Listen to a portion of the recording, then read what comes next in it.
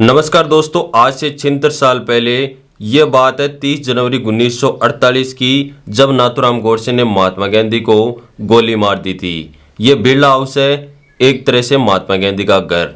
शाम को 5:30 बजे गांधी जी जस्ट अभी अपने कमरे से निकलकर इस प्रेयर ग्राउंड की तरफ बढ़ रहे हैं। दिक्कत वाली बात यह है कि उन्हें आज बिल्कुल भी अंदाजा नहीं है कि प्रेयर ग्राउंड की इतनी भीड़ में रिवॉल्वर लेके आज उनका हत्यारा नाथूराम गोडसे उनका बेसब्री से इंतजार कर रहा है। इतनी भीड़ में रिवॉल्वर किसी को दिख न जाए, इसलिए गोडसे ऐसे होकर खड़े हैं और रिवॉल्वर को यहाँ पर छिपा रखा है।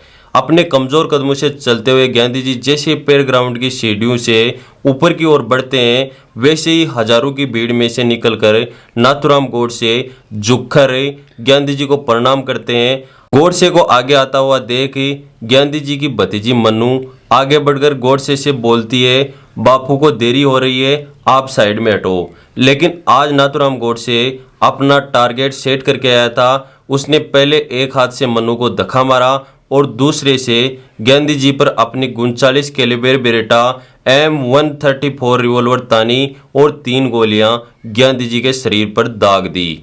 देश में इतना बड़ा हत्याकांड हुआ, लेकिन पूरे भारत के मन में एक ही सवाल आखिर बार बार खटक रहा था कि खुद महात्मा गांधी की पूजा करता था नाथूराम गोडसे, उसे अपना गुरु मानता था। आखिर एक शिष्य ने गुरु को कैसे गोलियों से भून दिया। साथ ही भारत में आज भी कुछ लोग ऐसा सोचते हैं कि गोडसे ने गांधी जी को मारकर सही किया।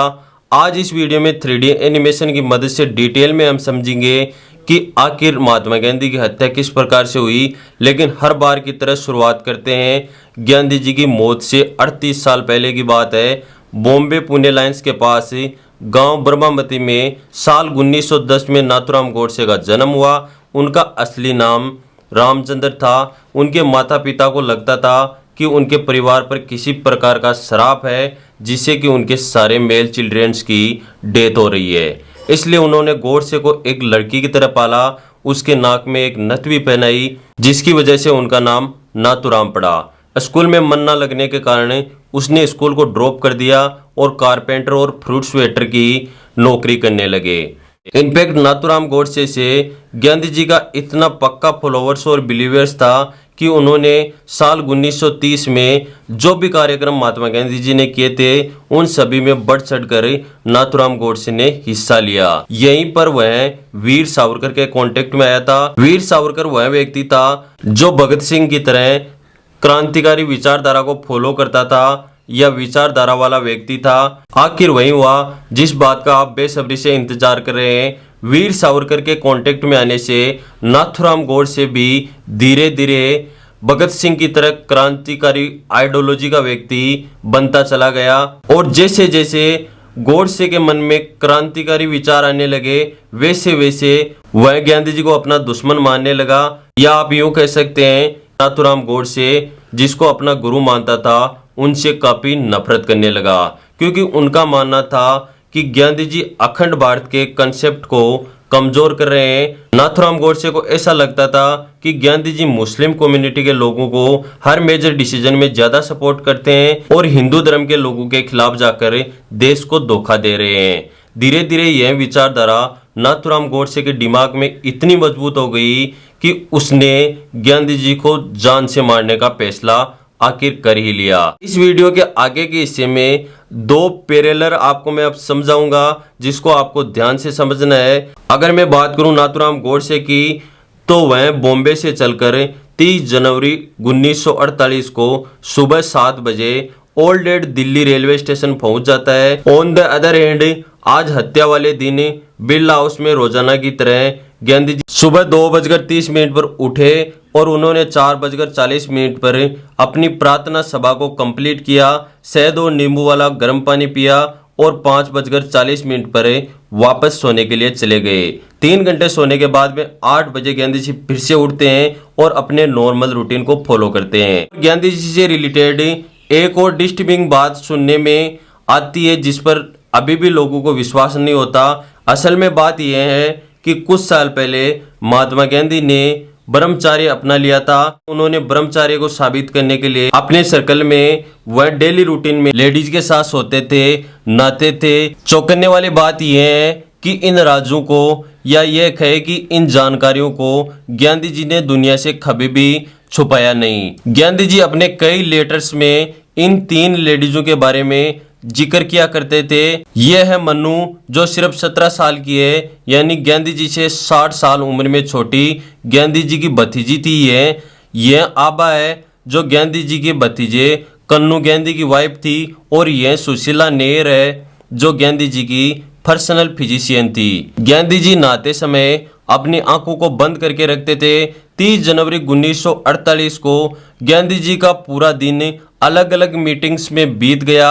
दोपहर 2:30 पर उन्होंने अपना आखिरी ऑटोग्राफ दिया, जो उनकी जिंदगी का आखिरी ऑटोग्राफ होने वाला था। आगे बढ़ने से पहले ये विजुलेंस भी आपको क्लियर होना चाहिए कि इस समय गांधी जी अपने कमरे में बैठकर मीटिंग कर रहे थे, और रूम से बाहर निकलकर इस जगह पर पेर ग्राउंड में महात्मा गांधी जी रोजाना शाम को 5 बजे इस पेर ग्राउंड में प्रार्थना सभा करने जाते थे। प्रार्थना सभा का मतलब है कि गांधी जी हजारों की भीड़ में अपना ज्ञान है वो सर्वाइवल करते थे या लोगों को देते थे।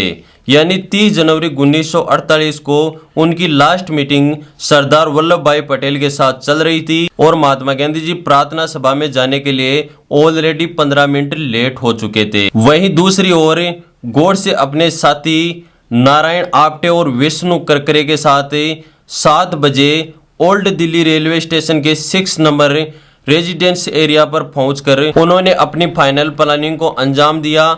लेकिन आगे बढ़ने से पहले मैं आपको क्लियर समझा देता हूं कि ये तीनों गांधी जी की हत्या के मास्टरमाइंड थे। नाथूराम गोडसे के साथ मौजूद यह नारायण आप्टे है, यह विष्णु करकरे है, ये तीनों ही हिंदू महासभा के माध्यम से एक दूसरे के कांटेक्ट में आए थे। गोडसे ने अपनी बेटा पिस्टल के अंदर 7 गोलियां भर ली। प्रार्थना सभा का टाइम धीरे धीरे पास आता जा रहा था। गोडसे और उनके साथी रेलवे स्टेशन से बिरला मंदिर के लिए अपनी जीत के लिए आशीर्वाद लेने के लिए बिरला मंदिर पहुंचते हैं। बाद में नारायण आप्टे और विष्णु करकरे लक्ष्मी नारायण मंदिर के अंदर दर्शन के लिए चले जाते हैं, लेकिन गोडसे अपने निशाने की प्रैक्टिस के लिए बिरला मंदिर के पीछे जंगल में चला जाता है, क्योंकि आज उनको उनका लक्ष्य एकदम क्लियर था, गांधी जी की हत्या करना। किसी को शक ना हो, उन्होंने अलग अलग समय पर जाने की प्लानिंग की, और प्लानिंग के अकॉर्डिंग सबसे पहले नाथूराम गोडसे तांगा करके बिरला हाउस के लिए निकल जाता है। उसके 5 मिनट के बाद में नारायण आप्टे और विष्णु करकरे तांगे से बिरला हाउस के लिए निकल जाते हैं। बिरला हाउस के गेट पर आज पहले से ज़्यादा पुलिस तैनात थी।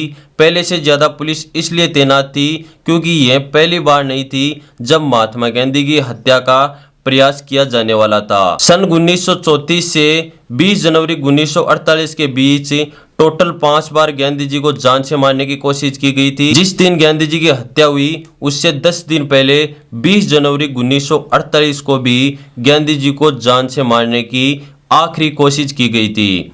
एक बहुत ही चौंकाने वाली बात यह भी थी, न जाने क्यों 19 जनवरी 1948 से 30 जनवरी 1948 के बीच गांधी जी ने अपनी मौत की बात 14 बार की थी।